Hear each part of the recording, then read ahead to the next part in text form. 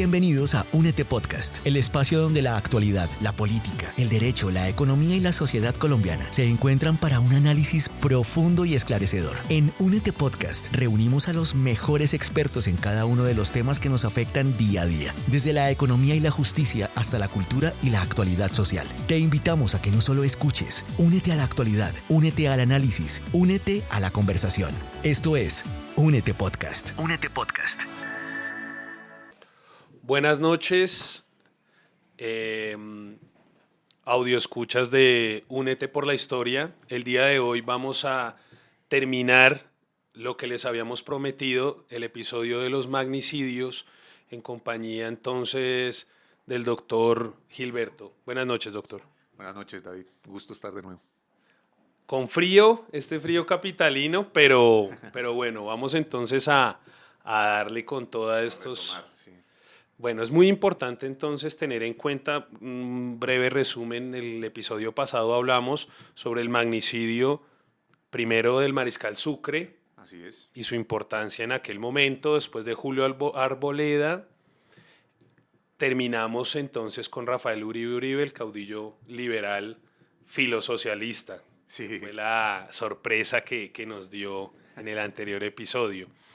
Y hoy entonces continuaríamos con Jorge Eliezer Gaitán, ¿no es cierto? Los más recientes, ya siglo XX y entrando sobre el XXI, porque ahí habíamos prometido también una ñapa a propósito de Hay una ñapa. Vamos a ver entonces. Ahí sí, como dicen, top 5, el más interesante al final. Sí. Para que se queden a terminar el episodio. Jorge Eliezer Gaitán es un personaje enigmático que todos quieren entonces arrojárselo a su ideología política, ¿no?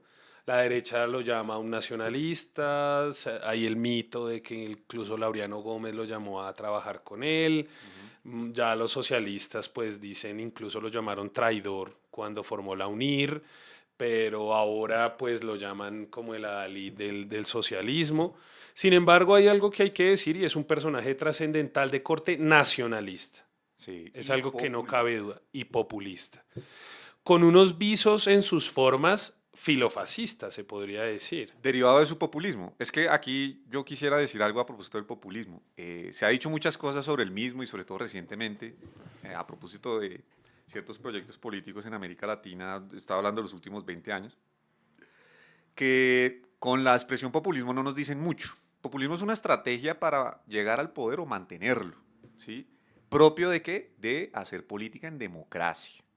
Y Gaitán es el primer gran político populista en el sentido de que genera una gran política de masas, aprovecha muy bien los medios de comunicación, ¿sí? Tanto de prensa como de radio, por supuesto su oratoria, ¿sí?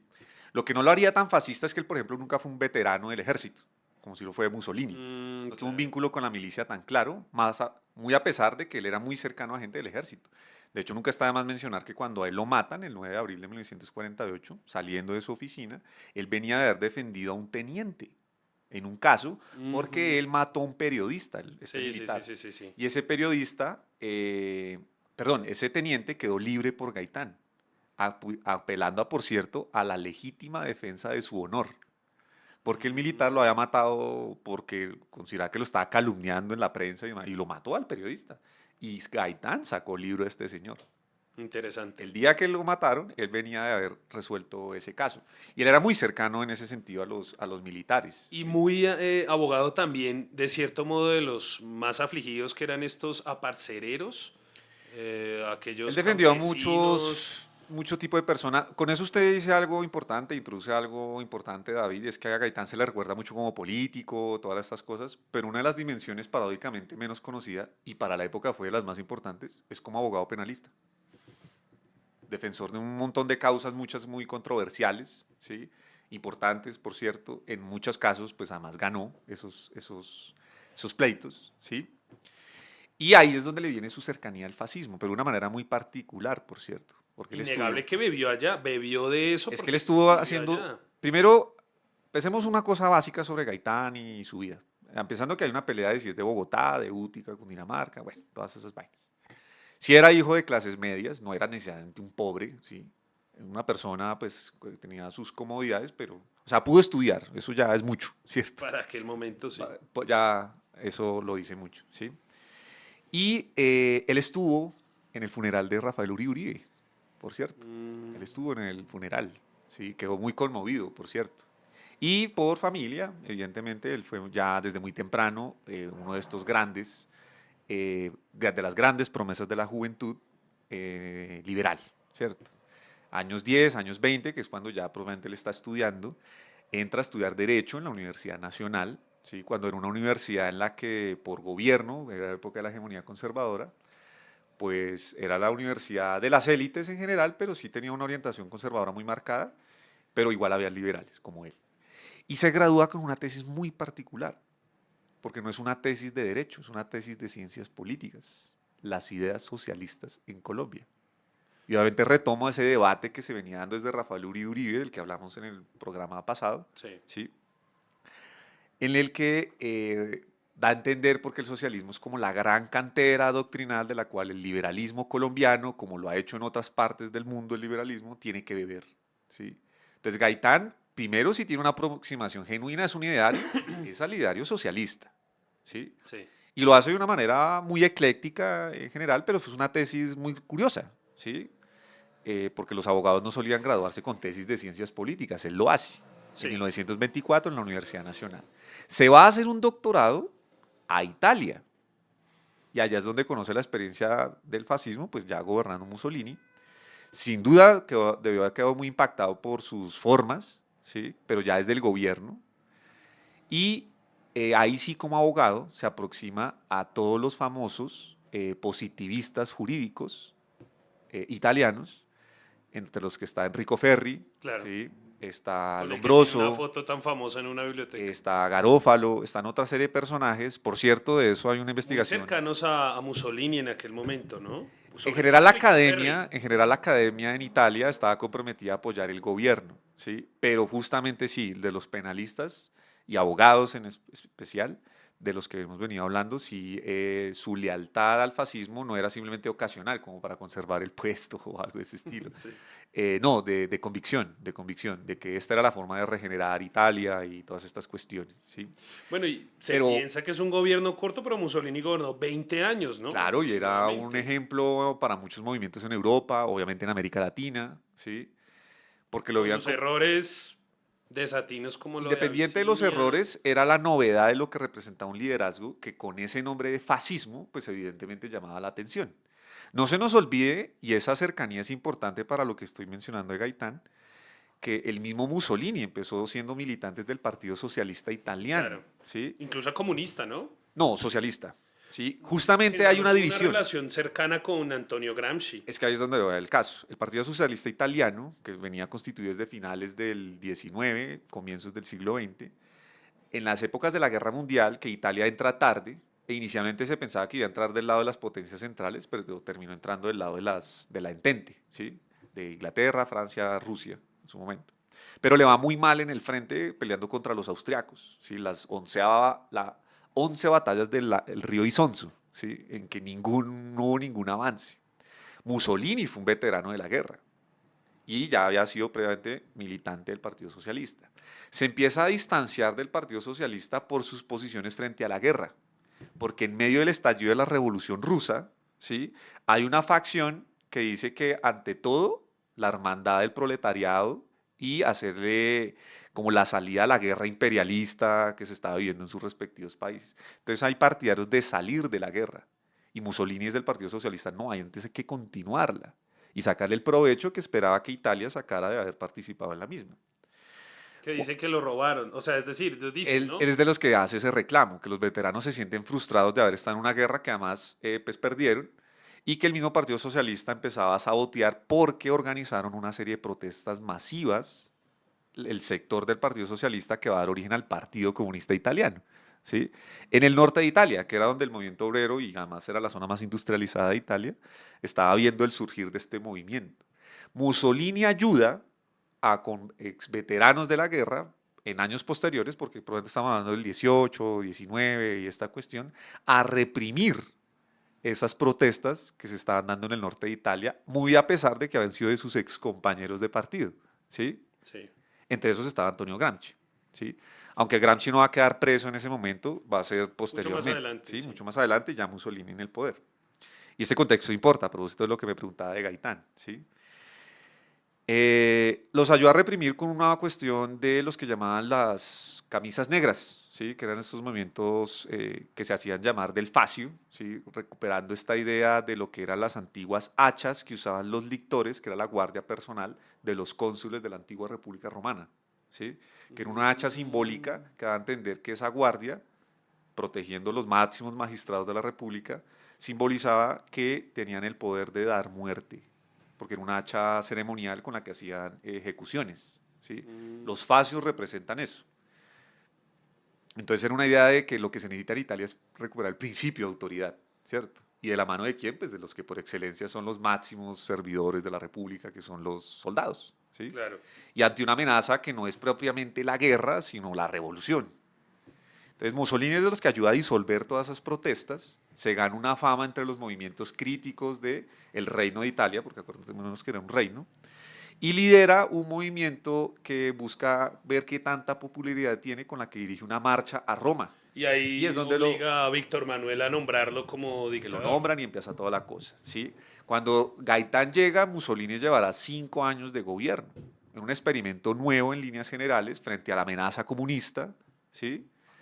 Que en Italia pues se había vivido, como lo mencioné ahora, y Mussolini representaba una novedad para los gobiernos del entonces, que se podría decir en líneas generales eran democráticos, ¿sí? O le jugaban a la propiamente democracia liberal, porque hay quienes dicen que hay unas lecturas de una democracia iliberal, o sea, una democracia no necesariamente comprometida con el liberalismo, que también seguiría siendo democracia, pero pues no comprometida con el orden de la posguerra, ¿no? La sociedad de naciones, ¿sí? La división de los antiguos imperios, como el alemán, el antiguo austrohúngaro, el ruso, por supuesto, que había caído a las garras de los bolcheviques, ¿cierto? Entonces la idea de que Europa estaba a la defensiva de lo que había sido un orden de posguerra que no dejó contento a nadie, ni siquiera a los vencedores, ¿sí? Y Mussolini surge como un experimento ahí bastante novedoso, ¿sí? El primero en replicarlo con fuerza es Primo de Rivera en España, ¿sí? Pero el padre, el que fue Sí, claro, Miguel. Exacto. Ya después su hijo va a surgir con fuerza Tomaría posteriormente. Y Gaitán bebe esa experiencia, pero la aprende de una manera muy sutil y muy provechosa, que es desde la academia y con lo más granado de la academia italiana. A propósito de un tema estrictamente jurídico que era el positivismo. De hecho, la tesis doctoral de él se llama La premeditación en el juicio. Ahorita no recuerdo bien el título, pero sí es estrictamente de derecho. Gaitán vuelve al país hacia finales de los 20, ¿sí? A Colombia, y se empieza a mover como uno de los grandes candidatos a renovar un liberalismo que ya está ávido de volver al poder por la vía electoral, ¿sí? Y se hace famoso nuestro amigo Gaitán con su discurso ya electo como representante a la Cámara, ¿sí? En 1929, recién electo, porque en ese entonces las elecciones eran a los representantes de la Cámara por 2 años y en año impar, y duraba solo 2 años el periodo. Desde el 27 al 29 estaba el periodo a culminar para volver a ser renovado en el 29, y ahí es cuando se lanza Gaitán, queda electo, y en septiembre de 1929 planteó un debate sobre lo que había ocurrido en una huelga del año pasado, en diciembre, que tuvo como foco Lo de la las bananeras. zona bananera del Magdalena, ¿sí? Claro. Hace el debate, hay mejor dicho, todo un revuelo por las acusaciones y la retórica, ¿sí? De Gaitán, que aprendió fue en los juicios, y obviamente después lo extiende a la política, ¿sí? Acusando al gobierno de Miguel Abadía Méndez en ese entonces de haber sido el responsable de preferir el oro americano, ¿sí? O sea, arriesgar sangre nacional por rendirse al oro americano, Sin al oro embargo, los yanqui. mismos, tanto liberales como conservadores, no querían meterse en ese debate de las bananeras, ¿no? Ellos estaban... No es que no quisieran meterse, muchos ya lo dan por zanjado. Fue Gaitán el que lo revivió. Y tan así que hizo la acusación de que fueron miles, o fueron muchas, las víctimas de la masacre que se cometió allá cuando se mandó a reprimir con el famoso coronel Carlos Cortés Vargas, que le responde a Gaitán con un libro que se llama Los sucesos de las bananeras. Y el mismo Cortés Vargas dice, ¿sí? Mire, en Ciénaga murieron 9 personas de manera inmediata, con los heridos otros 3, son como 12, 13 propiamente los que mueren. En Ciénaga, como la huelga se extendió toda la zona bananera, en Sevilla hubo casi que una batalla campal con los huelguistas, en la que inclusive él dice que hubo tiros del otro lado, ¿sí? y ya habían previamente saqueado la estación de policía, que no dio abasto para contener el problema de la huelga, en fin. ¿Sí? Y así hay un reporte de la época en la que dan a entender Pero, sin embargo, que yo sí había hubo oído... por lo menos 100 muertos y 253 heridos. Dice un reportaje del diario El Espectador, esa portada se puede conseguir fácil por redes, que es del 13 de diciembre de 1928. O sea, a la semana de haber ocurrido los hechos. Tengo entendido que había sido muy desafortunado porque había un grupo con unas siglas CCC que estaban intentando como armar unas Eso es bombas o parte de algo la así. historia. El Partido Socialista Revolucionario, que son los precursores de allá un partido comunista, justamente cuando se disuelve el PSR, que era como se le conocía al Partido Socialista Revolucionario por sus iniciales, se crea el Partido Comunista en julio de 1930. Este partido llevaba probablemente desde 1924 o 26 configurándose, ya afiliado a la Internacional Comunista. ¿Sí? Sus líderes famosos, María Cano, Ignacio Torres Giraldo, Tomás Claro. Uribe Márquez. La Raúl Virgen Edu- Roja, ¿no? Que le decían a María Cano. Sí, y la Flor del Trabajo también. Eh, y a las niñas rebeldes de la época le decían María Canos. Sí. Ah, Porque Cano venía de una familia relativamente prestante de Antioquia. sí, sí, sí, Entonces, sí. porque también ya había feminismo, por cierto, en el país. Pero de los movimientos solamente que generaban expectativa, ¿sí? Pues porque abiertamente ya se decía revolucionario. Uribe se alcanzó a decir socialista, pero revolucionario ya es otra palabra, ¿sí? Ya es otro nivel. Raúl Eduardo Maecha, que de hecho fue el líder de la huelga Sí. de los trabajadores del banano, quien va a salir del país, a él no lo cogen, a otros líderes sí los cogen, se va hasta Buenos Aires, donde residía la seccional para América Latina de la Internacional Comunista, y allá va a dar un discurso brutal diciendo que el gobierno colombiano era proimperialista, a favor de los yanquis, en contra del pueblo colombiano y sus trabajadores, en fin, y a una cifra elevadísima de muertos. Pero claro, eso era un debate que replicaba en esa burbuja que era pues, la militancia comunista internacional y particularmente la latinoamericana. Gaitán lo dio en el Congreso de la República, ya sí era un debate de control político, ¿sí? A propósito de lo que había ocurrido. El gobierno hasta ese momento, y ahorita que usted me preguntaba de que no se quería meter ese debate, es que ya lo habían dado zanjado. Y eso más que una huelga fue un proyecto de insurrección que lideraba el PCR tratando de hacer ¿qué? Una huelga en el Magdalena, una huelga de los trabajadores ferroviarios del transporte del río del Magdalena, conectado además con movimiento campesino de jornaleros, de arrendatarios o de futuros propietarios del Líbano Tolima, donde en junio de 1929 se había ocurrido un hecho insurreccional, ¿sí? El episodio conocido como los bolcheviques del Líbano. ¿Sí? Ellos sí estaban en el plan de lo que se ha reconstruido por varios autores y demás, de que el PCR tenía una organización interna, el Comité Central Conspirativo, que es el que usted me está mencionando, Sí. en la que lo que buscaban era generar una huelga general de masas con la que se le diera el salto a una insurrección contra el gobierno, su oligarquía, proimperialista, todas esas vainas que hemos oído desde hace rato. Claro, que los mismos liberales odiaban también. Sí, pero nunca habían llegado tan lejos. Esta gente sí ya se estaba tomando No, me refiero a que los liberales no compartían mucho con los comunistas. Ojo, lo hay por bloques. Habían viejos liberales que habían inclusive sido generales de la Guerra de los Mil Días que componían el comité o la máxima dirección del Partido Liberal, perdón, el directorio del Partido Liberal. El general Cuberos Niño. Y él era partidario de una insurrección. ¿Sí? Y el otro se me olvida, pero eran antiguos generales de la Guerra de los Mil Días o militares de la Guerra de los Mil Días que sí le estaban haciendo el juego a una insurrección. Pero veían que los liberales, los socialistas veían que los liberales no se comprometían del todo. ¿Sí? Entonces ellos fueron los que tomaron propiamente la iniciativa. Pero en el Partido Liberal, en estos viejos, como en esta gente joven, sí había una simpatía enorme al proyecto socialista. Pero como veían que las elecciones se las robaban y estas cosas, todavía no estaban en el debate de si apostarle otra vez a la abstención, como habían hecho en el 1926, o lanzarse a las elecciones, pero ¿con quién? ¿Cuál va a ser el candidato? O promover una insurrección. ¿Sí? Aunque Gabriel Turbay, que era liberal, era el que era más El socialista. esa ala, ¿no? Era el liberal más cercano al socialismo, Gabriel Turbay. ¿Sí? Pero ellos no necesariamente eran revolucionarios, ojo. Era gente que promovía grandes cambios y transformaciones, pero no Lo querían, que llaman los mismos comunistas reformista. exacto, no querían llegar al poder necesariamente por una vía insurreccional. Y este es el contexto entonces o sea, del Gaitán de aquel Sí, momento. y es el Gaitán que se empieza a hacer conocer políticamente, porque antes, como le digo, era un estudiante, una promesa del derecho y estas cosas. Sí. Ese debate tampoco es que haya dado gran trascendencia, porque el que fue fuerte, decisivo para la caída del gobierno conservador, fue uno que se dio en junio, cuando el movimiento estudiantil y otra gente protestó contra el gobierno nacional y el gobernador de Cundinamarca por haber destituido al alcalde, Cuervo, de apellido Cuervo ese entonces, que había descubierto pues unos nombramientos, pues digamos, no muy bien hechos Non en la santos. gerencia del acueducto de Bogotá, todas esas cosas, y eso sí precipitó una crisis política fuerte, de otras porque el que se mandó desde el gobierno a reprimir ese movimiento fue el jefe de policía en ese entonces. Había una policía nacional, pero que solo tenía presencia en Bogotá y zonas de frontera del país. Y la comandaba el coronel Cortés Vargas, el mismo que había mandado reprimir la huelga de trabajadores del Magdalena. Que estaba bajo el poder de este ministro que era tan polémico, Ignacio Rengifo. Rengifo, autor de la famosa ley heroica por la cual se buscaba controlar el orden público en el país, que se aprobó en octubre del 28, a poquito de haber empezado la huelga de las bananeras. Inspirada por los leopardos, ¿no? Por Silvio Los Villegas. llamados leopardos, que eran los que genuinamente estaban introduciendo el fascismo en Colombia. Hay un manifiesto nacionalista de ellos en 1924, publicado en El Tiempo, por cierto, Y que en ya La era un Patria, diario, ¿no?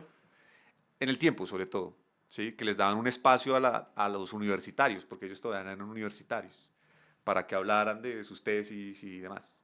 Ese manifiesto lo incorpora uno de los leopardos, el más famoso, Silvio Villegas, después en un libro que se llama No hay enemigos a la derecha, Claro. materiales para una teoría nacionalista y estas cuestiones, que lo incorpora como anexo al final del librito, ¿sí? Pero ya estamos hablando de 1938, ¿sí? A partir Pero de ellos ahí, sí son los que introducen probablemente fascismo acá. no nos devolvamos entonces, profe, ese 38, porque ya en el 49 es que matan a 48 a Gaitán. 48 a Gaitán, claro. Gaitán en ese entonces no está sino en ascenso político, ¿sí? Pierden unas elecciones, ¿no? Pierde varias, sí, pero él propiamente le da por liderar es un nuevo partido que se llama la Unión Nacional Izquierdista Unir. Revolucionaria, que pretendía ser como el brazo político de un partido americanista, antiimperialista llamado el APRA, que se había fundado en Perú, Perú. por Víctor Raúl Haya de la Torre.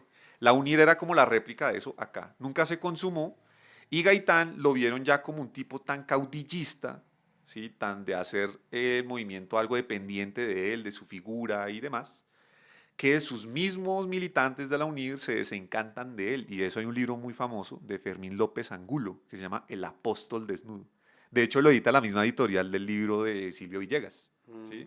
Que se llama Arturo Zapata Editores, una editorial de Manizales, Sí. que eran libros de bolsillo, de un formato muy amable, que tenían de todo, literatura, cosas de ese estilo, pero a veces introducían en cuestiones políticas. Y esos dos libros son los más famosos. El de Fermín López Giraldo, que se llama El Apóstol Desnudo, diciendo que Gaitán es un traidor a la UNIR, porque tan pronto a la UNIR le fue mal en las elecciones del 33, Se devolvió. Gaitán se devolvió a las toldas del liberalismo, ya anticipando la candidatura de López, en la que él tuvo un cargo político importante, que fue que lo nombraron alcalde de Bogotá en 1930. Destituido posteriormente por los problemas con los taxistas. Que le hicieron un paro porque los quería uniformar y pues desde ese entonces los taxistas tienen un poder importante, sobre Bueno, todo en el tema de la Bogotá. bueno, más que era muy crítico de ciertas, o sea, a pesar de lo nacionalista, por ejemplo, hablaba muy mal de la ruana, ¿no? Sí, Ahí- porque él era partidario como buen socialista. Hay un socialista en América Latina que también creía mucho en esto porque él sí era médico. Por cierto, los positivistas jurídicos en los que se formó Gaitán insistían mucho en que más que el delito hay que tratar el delincuente e incorporaban tesis antropológicas, biológicas, de raza, para decir si hay una predisposición al delito dependiendo de Aquello de ciertas cosas. medirle el cráneo. Eso y es la esas llamada cosas. frenología en la que coincidían otras escuelas, pero sí, ellos parten de un diálogo con esas cosas. Entonces, Gaitán partía de que hay elementos que configuran y propician la delincuencia, factores sociales. Y una manera de corregir esos factores sociales es la higiene, ¿sí? O sea, ambientes insalubres, de pobreza y demás fomentan la delincuencia. Algo en lo que Regenerar la raza y mejorar la nación colombiana dependen de algo que no solo quería Gaitán, sino otros muchos, aunque esto de mejorar la higiene se higiene. hablaba en todos los ambientes, ¿no? O Y el sea, médico que le la- digo que sí decía esto con mucha fuerza se llama Salvador Allende en Chile. ¿Sí? A Nuestra- propósito, hoy, 11 de septiembre, su Día de la Libertad, fallecimiento. Chile. Día en que no se imaginó que, porque, bueno, paréntesis, no se imaginó que Pinochet fuera Lo que iba a hacer, lo pero que bueno. iba a hacer, Pero ¿no? eso nos llevaría a otra historia. Lo cierto es que como él sí era médico, él también creía en muchas de estas cosas. Aunque era pediatra, ¿no? El tipo. No importa, sí, con más veras, porque trata con niños, el momento más sensible frente a estos temas. Entonces, Gaitán era partidario de esas cosas, ¿sí? Entonces, uniformar todas estas cosas, que eso también es un tema en común entre ciertas tesis socialistas y fascistas, ya vimos que ahí hay un vínculo, también hay un distanciamiento. eh, Hablan de regeneración de la raza, regeneración de la nación y cosas de ese estilo. Y si uno de los impedimentos para que eso se dé tiene que ver con la pobreza y cosas de ese estilo, pues es una cuestión de fomentarlo desde donde se pueda y obviamente la convicción, perdón, de que el Estado haga algo al respecto, pues era una convicción de Gaitán que en la medida en que fue funcionario público, pues trató de desarrollar, no solo como alcalde de Bogotá, después bajo el gobierno de Eduardo Santos como ministro, ¿sí?, de Educación, nada más ni nada menos, y después en el segundo gobierno de Alfonso López como ministro del Trabajo. Él alcanza a renunciar antes, bajo la crisis política que se vio con Alfonso López Pumarejo, para anticipar lo que todavía él tenía resistencia dentro del Partido Liberal, que era su propia candidatura presidencial. Y la lanza en rebeldía a las directivas del partido, porque el candidato oficial era Gabriel Turbay. Claro. ¿Sí? Se lanza en el 46, pierden la hegemonía que venían liderando desde hace 16 años, desde 1930, cuando llegaron con Olaya, y Gaitán se vuelve un problema dentro del Partido Liberal, porque como pierden la presidencia, y bajo la presidencia de Alberto Lleras, que es el que reemplaza a Alfonso López luego de que renuncia en el 45, a él se le iba a responsabilizar de un lado y del otro, de conservadores y liberales, de que organizara unas elecciones limpias. Sobre todo los conservadores que venían de hacer esa queja desde a unos buenos años. Como quedó Ospina, pues obviamente no iban a haber quejas Claro. de los conservadores. Venían era más de los liberales y fíjese la queja. Era que si somos dueños del poder, ¿cómo es que vamos a perder la presidencia? Entonces empiezan a echar de ahí en adelante culpas entre el sector turbayista o oficialista. Gabriel Turbay va a morir París. muy cerca después de las elecciones. ¿No? Parece que se suicidó o algo así. Le dio muy duro la derrota, es lo que han contado los que han reconstruido esa faceta de la vida de él. Como que no creyó de verdad que iba a pasar lo que pasó, es que teniendo todas las ventajas aparentes para ganar, perdieron.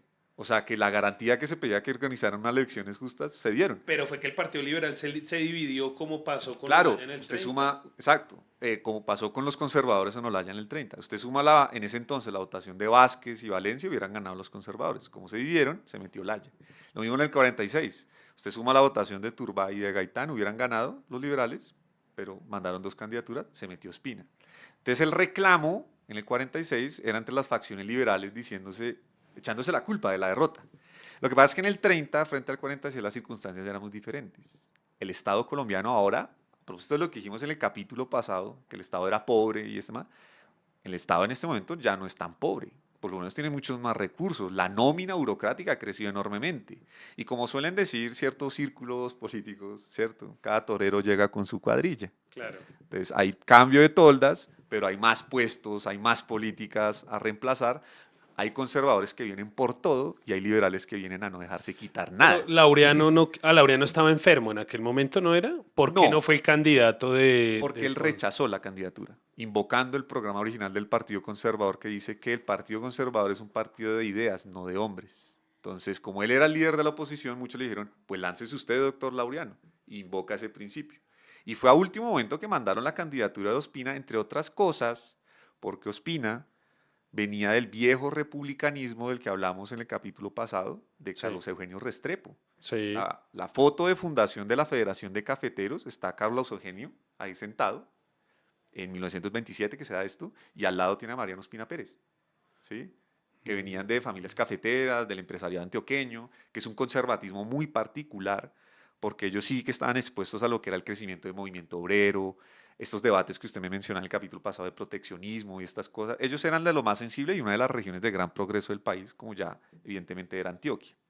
Entonces él prometió una candidatura, Ospina Pérez, de unión nacional, o sea, de cogobierno entre liberales y conservadores, porque en este tránsito de poder se necesita es un gobierno compartido, Como lo hizo Laya. como lo hizo Laya y como se quejó Laureano en su momento de que eso haya ocurrido, ¿sí? Claro. En este caso, Laureano no se quejó, entre otras cosas, porque Bueno, que Laureano fue ministro, fue embajador de Olaya, ¿no? En Alemania. pero confirmado el gobierno pasado. Sí, sí, sí, sí, sí. Y en este caso, Laureano era pendiente de si los liberales van a dejar gobernar. Entonces le dio el tiempo de espera a que efectivamente funcionara la Unión Nacional, pero él era muy receloso de que eso pudiera funcionar porque veía que el liberalismo en su división estaba dividido entre o somos cogobierno o somos oposición, pero las dos al tiempo eso no funciona. ¿Quiénes más inclinados al cogobierno? Todas las directivas oficialistas del Partido Liberal. ¿Y quiénes más dados a la oposición? Entre comillas, Gaitán. Y digo entre comillas porque Gaitán lo que quería era hacer tiempo, ¿sí?, dentro de la participación burocrática que tuvieran en Ospina para fortalecerse de cara a las elecciones del 50. Y sobre todo a las más inmediatas después de la del 46, que son las del 47, la renovación del Congreso. Ahí mide pulso con las facciones del oficialismo liberal, gana arrasadoramente el gaitanismo dentro de la bancada liberal, que es mayoría además en el Pero Congreso. había muerto Gabriel Turbay. Ya había muerto, sí, pero estaba vivo Santos, López, que eran pues expresidentes, ¿sí? Sí. Entonces Gaitán está en un ascenso impresionante. Tomó el partido. Se tomó Lo el partido arrebató. y de manera legítima, ganando el pulso electoral. Pero ¿qué pasa? Es un gobierno que va compartido. En ese entonces, el ministro de gobierno era el responsable de la policía, no hoy en día como es el Ministerio de Defensa, antiguamente Sí. de Guerra, ¿sí? Entonces el ministro de gobierno era liberal. El ministro del Interior, ¿no? Sí, sería el equivalente, ¿sí? Era liberal en ese entonces. Ahorita se me olvida el nombre. Y el primer reemplazo que se da, rompiendo el esquema de la Unión Nacional, de un gabinete entre los dos partidos, fue por ahí. Porque la policía era uno de los grandes responsables de la organización de las jornadas electorales en el país. Y toda la policía estaba liberalizada, aún bajo gobierno Ospina. Y eso es una de las cajas de los conservadores. Mientras la policía siga siendo liberal, nuestro gobierno formalmente existe, pero no nos dejan, ¿sí? Porque las elecciones las siguen custodiando ellos, todas esas cosas.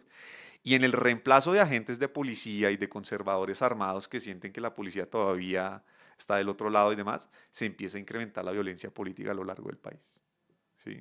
Y Gaitán responde a eso con quejas al gobierno Ospina, diciendo, mire, están matando a mi gente, ¿sí? En general se estaban matando los colombianos, Sí. tanto de un lado como del otro. Y Gaitán tiene una gran responsabilidad en radicalizar a esta gente, a sus seguidores.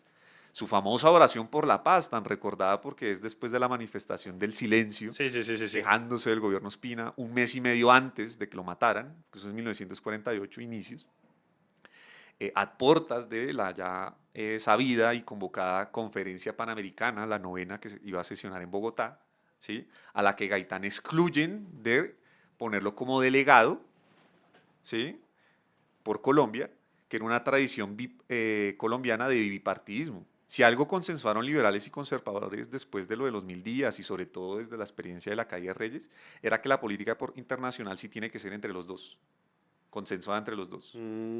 Suárez fue el gran arquitecto de esa mentalidad, Marco Fidel, sobre la política del res pispolum, ¿cierto? De que después de lo de Panamá sin duda hay que generar un entendimiento con los Estados Unidos porque ir en contra de eso Imposible. es no imposible sino inconveniente, nuestro principal socio comercial, un montón de cosas.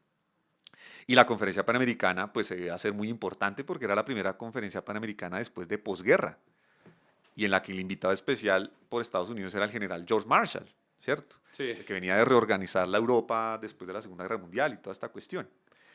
Entonces no se podían poner a arriesgarse a que Gaitán y sus críticas a los Estados Unidos, ¿sí?, que no fueron el elemento tan fuerte de él. O sea, él más que antiimperialista era nacionalista, pero solo por eso se deducía que veía a Estados Unidos como una influencia que podría ser inconveniente. Pues desde lo de las bananeras ya se había demostrado. Claro. ¿Sí? Aunque Laureano compartía ese pensamiento igual. Hasta cierto punto, que él sí es nombrado ministro de Relaciones Exteriores por Ospina para única y exclusivamente organizar la conferencia panamericana. El organizador de la conferencia era Laureano Gómez y para muchos lo vieron como el arquitecto de que Gaitán no fuera el delegado, pero más que por una inquina contra Gaitán, porque Laureano nunca la tuvo, efectivamente se reunían en la sede del Siglo, ¿sí?, conversaban. A Laureano le gustaba hablar con Gaitán porque era una forma de dividir al liberalismo, ¿sí? mañas, como podría Sí, sí, decir sí. uno en cuestiones políticas, ¿sí? Entonces ahí no había una rivalidad que uno podría decir llevar a una hostilidad tal como para matar a Gaitán. Yo sé que nos hemos detenido mucho en este magnicidio, pero es que sin duda es el magnicidio que por excelencia ha partido en dos la historia de Parece que va Colombia. a tocar un episodio más. Puede que sí, no lo sabemos. De todas maneras, hay que agotarlo como corresponde, porque es que el de Gaitán es muy Y importante. el tiempo es suyo, doctor. Gracias. Y aquí se vienen precipitando muchos hechos acumulados desde la llegada de Ospina al poder. Estaba mencionando el de la policía, estaba mencionando el de la política exterior, estaba mencionando ahora el de la posición en general del Partido Liberal, Sí. ¿sí? Ya recién tomado por Gaitán, y decía que en la oración por la paz hay un apartado en la que dice, y de continuar más o menos esta persecución, no lo estoy citando literal, pero da a entender esto, de continuar esta persecución, nos sabremos defender, ¿sí? O sea, es una invocación abierta a A la la autodefensa, insurrección, sí, y a a la la... legítima defensa, ojo, a la legítima defensa. Es decir, que los liberales saben usar las armas y no van a ser gente que se va a dejar sacrificar, ¿cierto? Sí, Porque el ambiente tenso en muchos municipios de Colombia y demás, por lado y lado se está dando con fuerza, y más cuando la policía seguía siendo liberal y en la resistencia de dejarse desbancar de esos cargos por los conservadores, que empezaron a convocar, a reclutar policías de sus zonas, ¿sí? De Gramalote, Norte de Santander, de La Huita, Boyacá, Boyacá, claro. ¿sí? De una serie de zonas que allá habían vivido una violencia en los años 30 y que obviamente muchos de los que la habían vivido pues todavía tenían muy presente eso y hay que decirlo, se prestaron para cobrar, ¿sí? Eso que habían sufrido en su momento. Entonces ese reemplazo gradual de la policía, los liberales se resistían y obviamente los conservadores literalmente la peleaban con fuerza para asegurar pues un gobierno conservador, ¿cierto? Claro. Como pues en principio se va a entender. Y mientras tanto, formalmente se insistía en que era un gobierno de unión nacional porque Ospina nunca quiso romper formalmente. Pero uno diría que es que era el moderado. No, es que era la manera de decir quién de verdad está rompiendo el orden constitucional. Los liberales que dicen colaborar mientras por abajo nos están matando o no nos dejan hacerlo, ¿sí? ¿O quiénes? Porque uno diría, bueno, había otro actor político en la época, los comunistas. ¿Dónde aparecen los comunistas en esta historia? Por cierto, el Partido Comunista, que ya venía de estar fundado desde 1930, hacia finales de los 30 se cambia el nombre y se vuelve Partido Socialista Democrático. Porque una disposición de la Internacional Comunista que obligaba a crear frentes populares, por ejemplo el que funcionó en España, que fue de los más recordados y exitosos, por cierto, o sea, sí fueron parte del Sí, sí, sí. gobierno de la época, Sí, se formaron. se formaron. Aquí se propuso, pero no se formalizó, En digamos. Francia también, ¿no? En Francia y en Chile, son los tres donde funcionaron, que era una disposición de la Internacional Comunista. En el transcurso de acercarse a lo que ya se sabía de hacer una guerra mundial, ¿sí? La Unión Soviética, por cuenta propia, hace un pacto con el Tercer Reich, ¿sí? Sí, Ribbentrop-Molotov. El pacto de no agresión, que deja a los comunistas aparentemente muy mal parados, ¿sí? Porque como así que la Unión Soviética aliándose con los nazis. Después de unas elecciones como las de Hitler, donde los comunistas habían mandado a su candidato Talman, ¿sí? Fue una votación muy buena que había sacado y que aparentemente el verdadero enemigo, según la Internacional Comunista y los comunistas alemanes, que eran muy importantes en el comunismo internacional, no eran los nazis, era la socialdemocracia alemana, que eran unos traidores, unos reformistas y otro poco de esas cosas. Sí. Ya después cuando al Partido Comunista lo anulan, lo persiguen y en más bajo los nazis, cambia el discurso y empiezan sí a decir que los nazis son el problema, el fascismo y todas estas vainas. Pero como se aliaron, o por lo menos hubo ese pacto de no agresión, hubo mucha gente que quedó desconcertada. No por lo que hizo la Unión Soviética, que se estaba resguardando, sino por el resto del movimiento comunista internacional que no sabía cómo explicar ese giro a la política propia de los países donde estuvieran. El Partido Comunista o Partido Socialista Democrático Colombiano, todos los finales de los 30 y comienzos de los 40, ¿sí? Hasta mediados, siguen buscando participar del gobierno de los liberales, no con cargos puntualmente, sino siendo los líderes del movimiento sindical que se está fortaleciendo en el entonces. La primera central sindical del país, la CTC, toda su principal dirigencia inicial, había mucho comunista.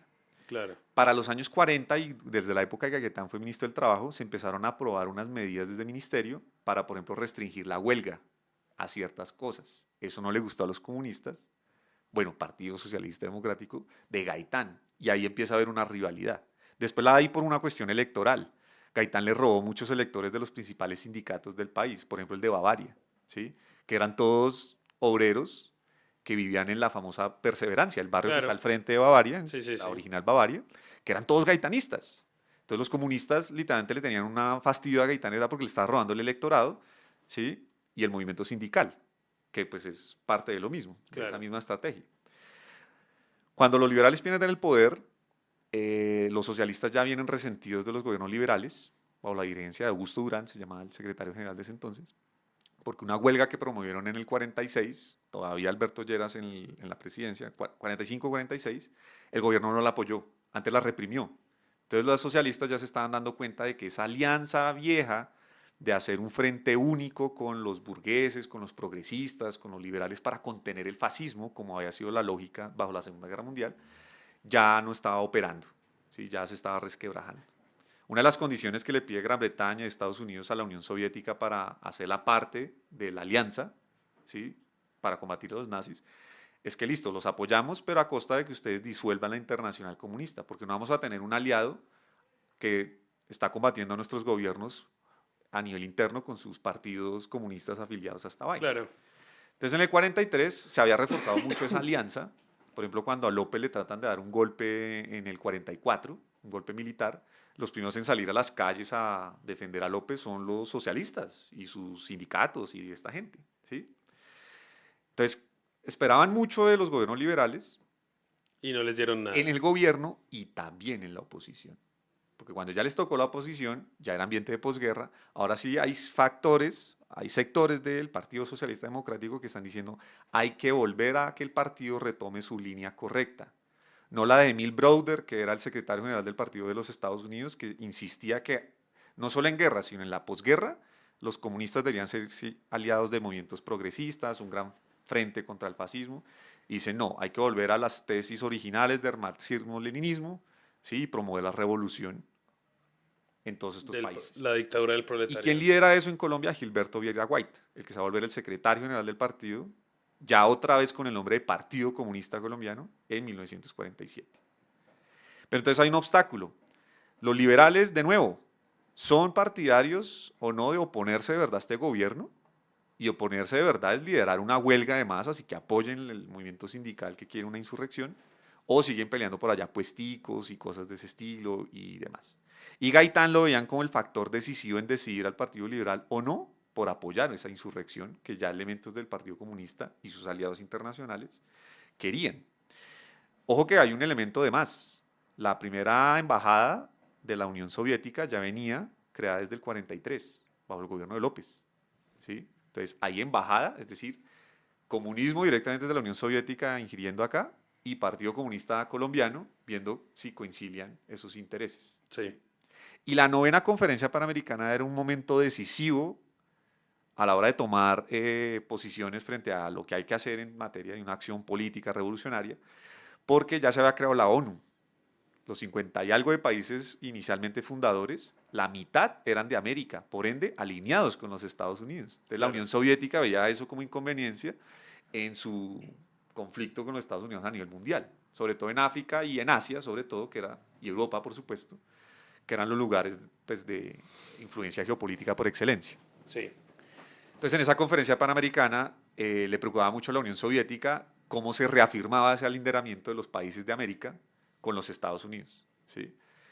Entonces había que hacer algo en esta famosa conferencia convocada para finales de marzo y comienzos de abril, ¿sí? Gaitán ya había sido rechazado como delegado, ¿sí? Por Colombia, ¿sí? Y en paralelo, unos sectores, entre los que coinciden comunistas locales con comunistas de América Latina, quieren crear una conferencia paralela en la que llegaron movimiento estudiantil universitario de otros países. Sí. Sobre todo los que llegaron con la única delegación que por tierra llegó a la conferencia panamericana, Argentina. Venezuela. Liderada por Rómulo Betancourt, que venía de ser expresidente venezolano, pero un presidente no que llegó por elecciones, sino de tumbar, ¿sí?, al gobierno de Isaías Medina Angarita, ¿sí?, que era el presidente pues, de Venezuela a mediados de los 40.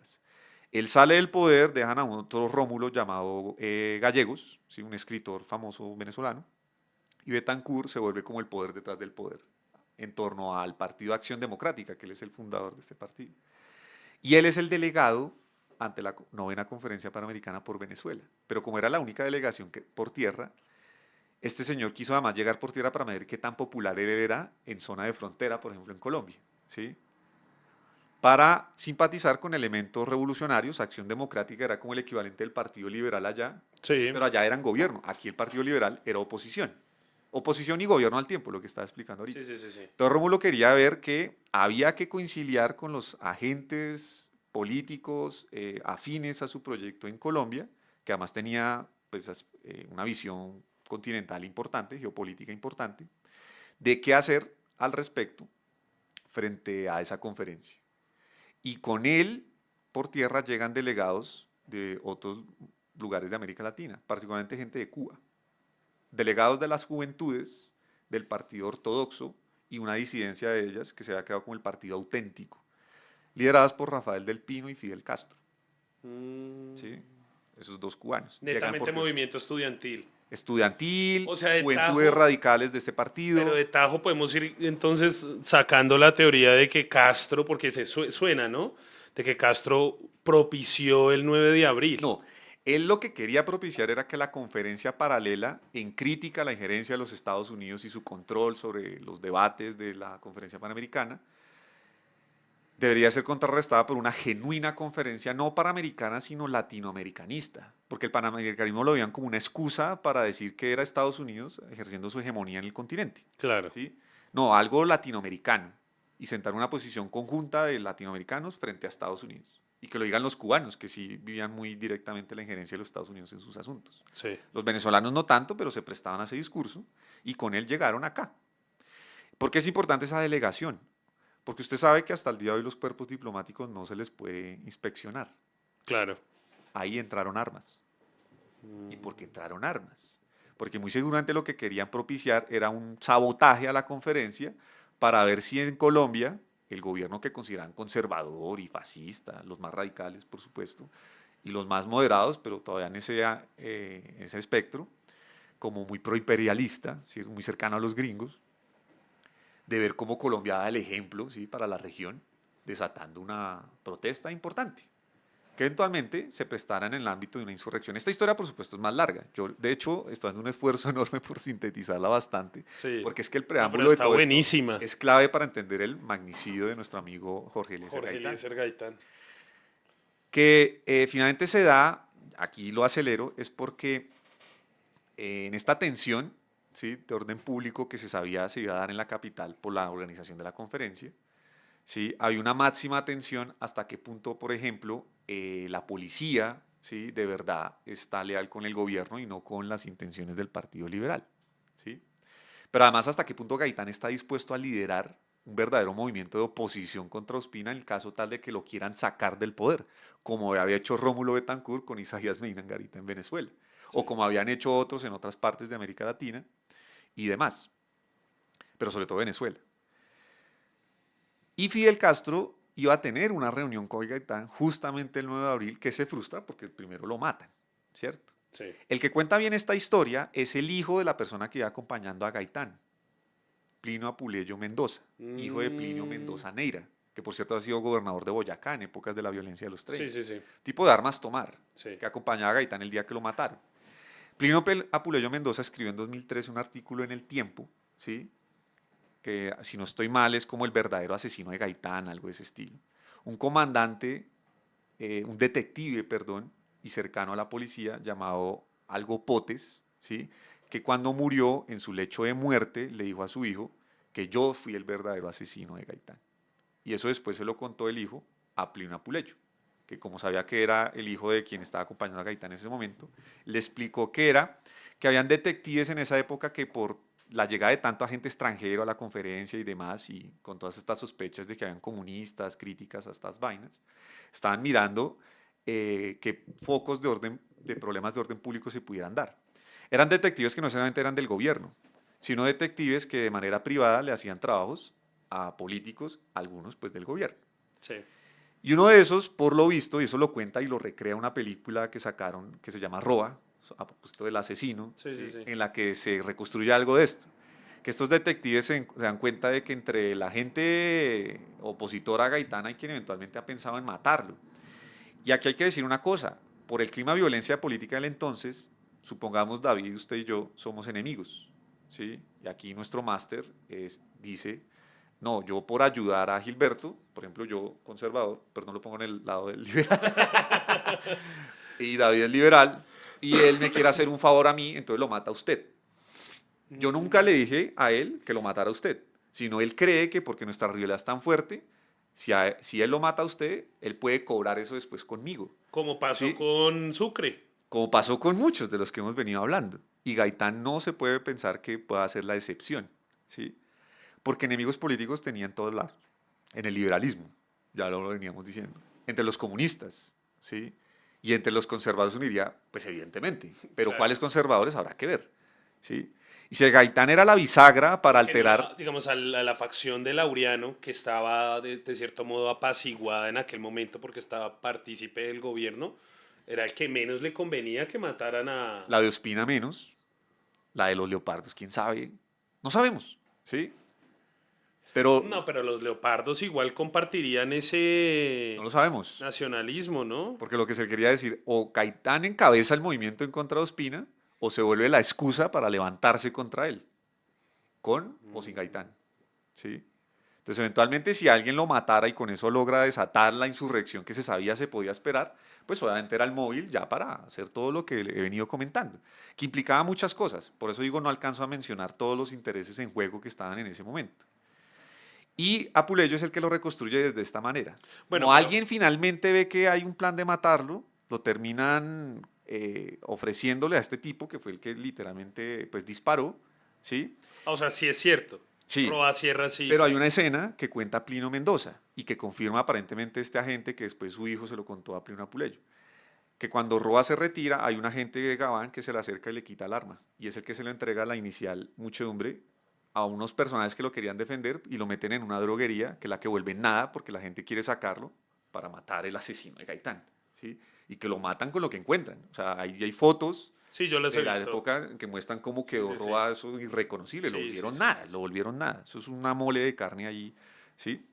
Y ese muerto lo botaron al frente de Palacio para decir que el gobierno es el responsable, Sí. que el que tiene que pagar por ese muerto es Gaitán. en una especie de ataúd de madera, ¿no? Y con Exacto. un letrero acá en el pecho. Entonces empieza a dar un movimiento muy espontáneo, entre comillas, ¿sí? Y digo entre comillas porque cuando hay ciertos agentes revolucionarios o de los que estaban aquí buscando crear algún ambiente insurreccional, como Fidel Castro y demás, que se acercan a una de las estaciones de policía del entonces. Y 3 estaciones de policía de Bogotá, en la crisis después del asesinato de Gaitán, en vez de ponerse del lado del gobierno, le entrega armas a la gente. Y se ponen del lado de los que protestan. Vuelvo y digo, era una policía todavía muy liberalizada. Sí, ¿sí? claro. Entonces esto obviamente alarma al gobierno que, pues, ¿a qué acude? Al Al ejército y a la Guardia Presidencial. Y a las milicias Y conservadoras. las milicias de ciudadanos conservadores en defensa del legítimo gobierno constitucional, que si hay que venir desde Boyacá, como lo hizo el gobernador Villarreal de ese entonces, pues a defender la patria. ¿sí? Jornada del 9, 10, 11 de abril, que eso es todo un fin de semana. De Suavita también, Boyacá, ¿no? De donde fuera, los que estuvieran cerca. ¿sí? Sí. Y ya pasa todo lo que efectivamente conocemos. Conclusión en torno a este magnicidio, como para cerrarlo de alguna manera. Pudo haber agentes que por cuenta propia quisieron ejecutar esto, pero quedaron inmersos en una lógica de intereses que es muy compleja porque tiene elementos nacionales, internacionales y demás, en la que pues el asesinato de Gaitán creían que era algo que podía favorecer intereses de a quien le pudieran cobrar después ese muerto. Terminó siendo contraproducente, ¿sí? Porque los conservadores quedaron muy comprometidos con ese caso, a pesar de que lograron contener el orden público, no solo en Bogotá, sino en otras varias ciudades del país. Pero eso después se precipitó en una crisis que pues, es la bien conocida violencia política, las autodefensas liberales, la policía ya conservatizada, ¿sí? Todas estas cosas, ciudadanos armados conservadores que colaboraban con la policía, y vendetas de orden de vereda a vereda, de municipio a municipio, de región a región, que terminaron en lo que ya conocimos, ¿sí? Y dándole pues todo ese impacto que ha tenido evidentemente la muerte de Gaitán, a propósito de la misma pregunta que nos hacíamos en el capítulo anterior: ¿a quién le sirve ese muerto? ¿Sí? Por lo visto le servía a mucha siempre lo gente. vimos, a todos y a nadie. Así es. Eso era lo que quería comentar. Usted ahí me leyó la mente. ¿Sí? Igual, Y es lo que podríamos hasta cierto punto concluir de ese magnicidio. sumamente interesante porque no solo le dimos una vuelta a a Jorge Eliezer Gaitán como personaje central de la historia del entreguerras y posguerra, sino todo el contexto que acompañó desde los años 30, desde los años 20, nos fuimos hasta Italia, volvimos, pero todo esto es muy importante. Sí.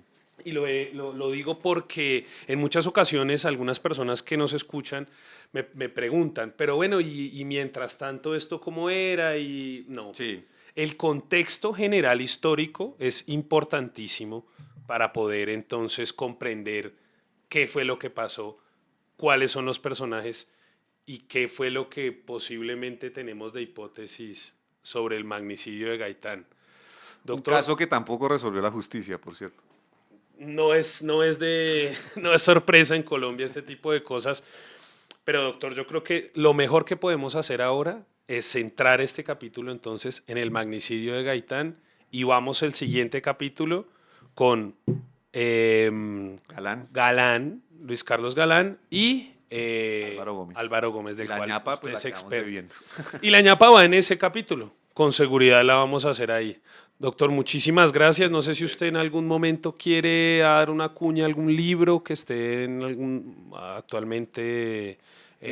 Por ahora no, salvo una investigación sobre la historia de las FARC, que obviamente conecta mucho con todo esto que hemos hablado el 9 de abril Claro. y demás, a propósito de pues, la responsabilidad del comunismo en Colombia en torno a la violencia política. ¿Sí? Muy justificada sobre ciertas razones que pues, se pueden considerar endebles, no solo desde la historia, sino desde la política pura y dura, pero que pues sin duda podrían ayudar a recrear esto. Lo que pasa es que no puedo anticipar títulos o algo de ese estilo. Es una historia de las FARC, ¿cierto? Me imagino que va siempre del lado de que el victimismo permite a su vez una respuesta 10 veces más agresiva para... No solo eso, sino que el comunismo en sí mismo como doctrina tiene elementos inevitables de violencia política. Entonces no es que sea circunstancial que hayan ejercido violencia política. No, está en su ADN. Claro que sí. Bueno, muchísimas gracias a ustedes por escucharnos y de nuevo entonces nos vemos en otro capítulo de Únete por la Historia. Gracias a Diego ahí en el máster. Siempre un gusto. Listo, buenas noches.